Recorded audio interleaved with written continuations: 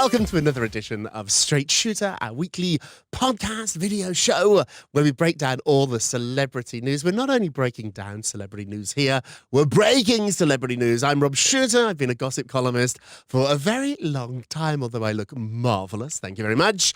And so every week here we break celebrity dish you're not going to hear anywhere else. Let's jump right in with a big headline of the week. Exclusive headline of the week. Meghan Markle has been talking and meeting with her agents, and when she's here back in America in a couple of weeks, expect career plans to be hatched. Sources tell me that while Meghan Markle and Harry and little Archie are going to be in LA for vacation, a few weeks from now, Mommy will be meeting with agents and managers, having top secret meetings to figure out what she wants to do next. Sources say, quote, Meghan isn't looking to get right back into acting, but she is keen to explore her options here in the USA. The new Sussex brand is very important to her, and she plans to exploit it here in America. As a former foodie, Meghan is interested in producing her own products that will raise money for a charity like her father-in-law, Prince Charles. He's done this in the UK. Think of what Paul Newman did with that salad dressing and now put Meghan Markle's face on a dressing too.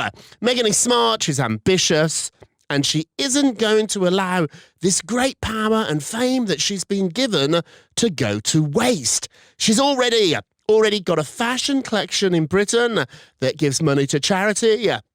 Now she wants to expand that into the USA. She wants to modernize the royal family and figure out what she should do next. Let me break it down then what's going on here. So Meghan now is probably the most famous person in the world, along with Harry, certainly one of the most famous couples in the world. Now she's got to plan her life. She's still very, very young. She's never going to be queen. He's never going to be king. There are many people in front of both of them. What do they do with their lives? If you're given all this fame, you never have to worry about paying the rent. You're literally living in a palace. What do you do with your life? It's a very interesting question that many royals have really struggled with over the years. It's fine if you're going to be the king, that's your job. But what about if your job is really not to really have a job? There's nothing really for you to do. You can kiss babies, you can open hospitals, you can do some charity work. What do you do if you've got all the money in the world, all the fame in the world, and no job? What do you do every morning? Why do you get out of bed? Meghan's determined to not allow herself to fall into that trap.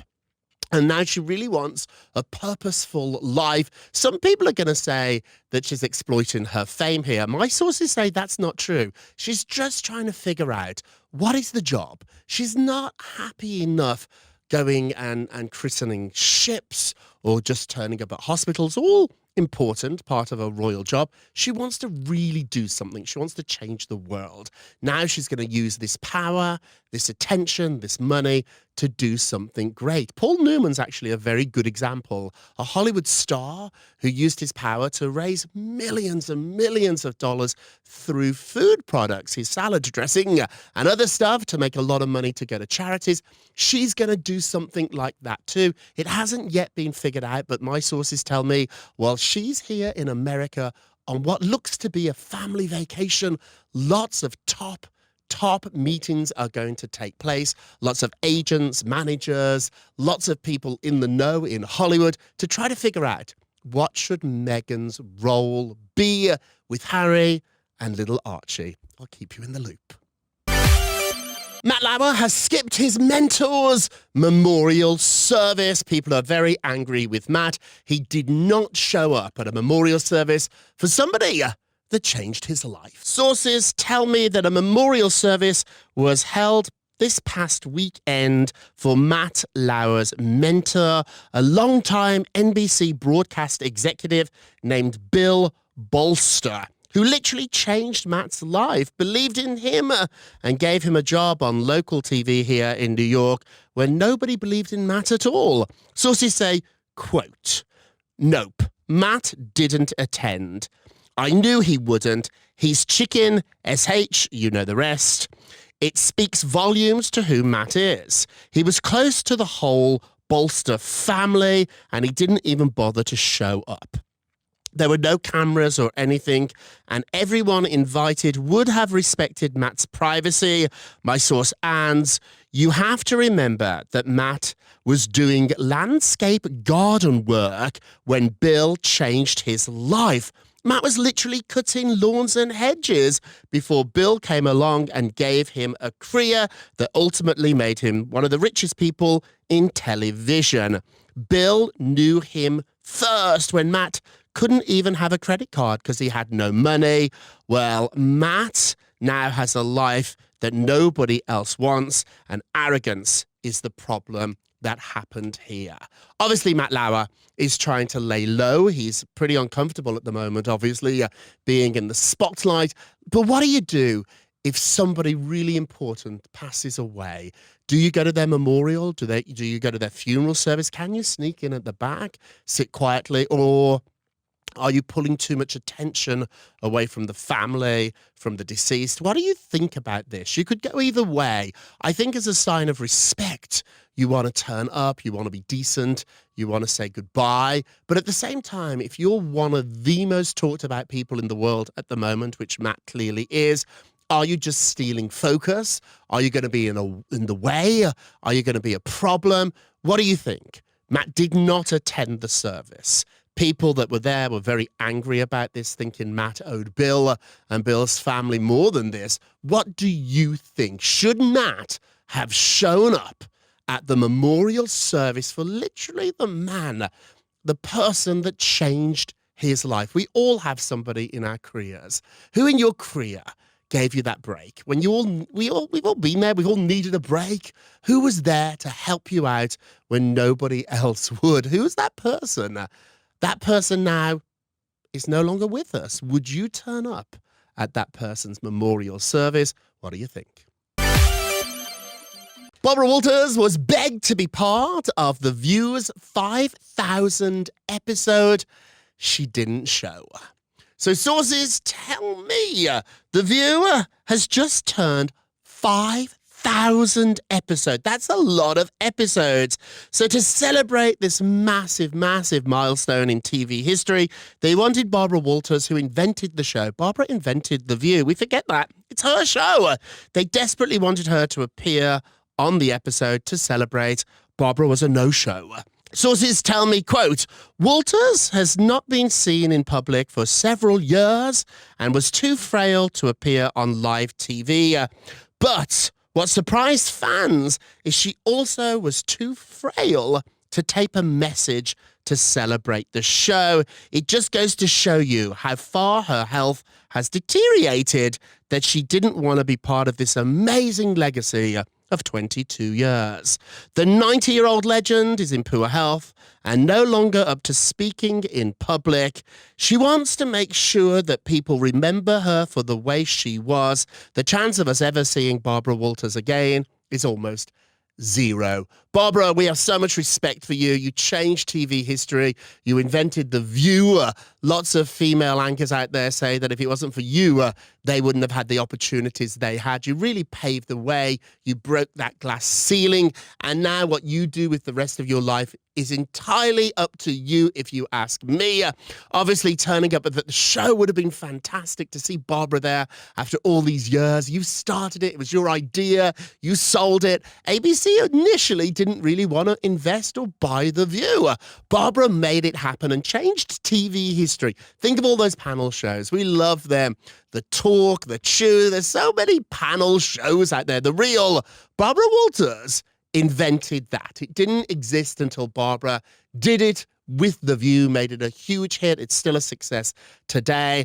I understand not being able to turn up in the studio to celebrate. However, she might have been able to make a video. They could have edited it very carefully, used a very soft light. That's right, if you're watching me now, these lights are very soft. I don't really look like this. But in all seriousness, they could have used the soft light around Barbara. They could have edited it. It would have been lovely for all the fans, for all the people who have worked on the show over the decades it's been on to have just a 30 seconds, 20 seconds, a minute of Barbara saying congratulations. I really wanted to see that, but not my choice, Barbara. I have to respect what you want here. Sources are telling us her health is failing. She definitely doesn't want to be seen as she appears now.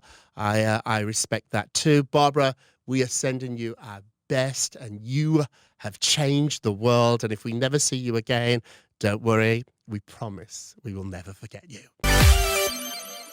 Dancing with the Stars are banning politics from the show. That's right, you heard it here first. Dancing with the Stars wants no more political figures on the show. Let me explain. So, following the controversial success of former White House press secretary Sean Spicer on Dancing with the Stars, the show has decided that moving forward, they're going to stay away from casting political folks on the show. No more political people on Dancing with the Stars. Sources tell me, quote, this season is down about 7% in total viewers and down about 9% in the key 18 to 45-year-old demo. But with around 6 million people tuning in every week, the show will be renewed for another season, but the next season will be politics-free. Sources add, quote, the show isn't afraid of casting controversial people. They've had Kate Gosselin and a bunch of Kardashians on before. However, with the country so divided and 2020 being an election year, they're going to stay away from Spicer types. People watch the show to escape and laugh. They don't want to be reminded each and every week of all the ugliness in Washington, D.C. Plus, another big fear is that Sean surviving so long on the show, that is going to make it actually harder to find stars, celebrities, reality stars who want to sign up. What do you think about this? Should we get rid of politics from Dancing with the Stars? I watch the show to escape and laugh and smile. I don't mind having controversial people on there. Kate Gosselin was hilarious on there. Wendy Williams has done the show. A ton of celebrities have done it. However, Sean Spicer, probably the most political person that has ever done the show. The president himself was tweeting his support, encouraging his fans, his voters, to vote for Sean. A lot of people inside TV now think this was a mistake. With the country so divided, with us fighting each other all the time over politics, I think ABC just wants to get away from it. You can cast funny people on there. You can cast people on there that can't really dance, reality stars. Goodness knows there's enough of them.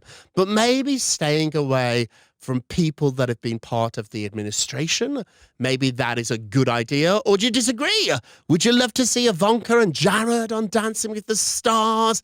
Kellyanne Conway? Would this turn people off or would it make them more excited? ABC's decided it would actually turn you off. So expect next season of Dancing with the Stars to be a lot more cha-cha-cha, a lot more tangos, and a little less politics. Maybe a good idea.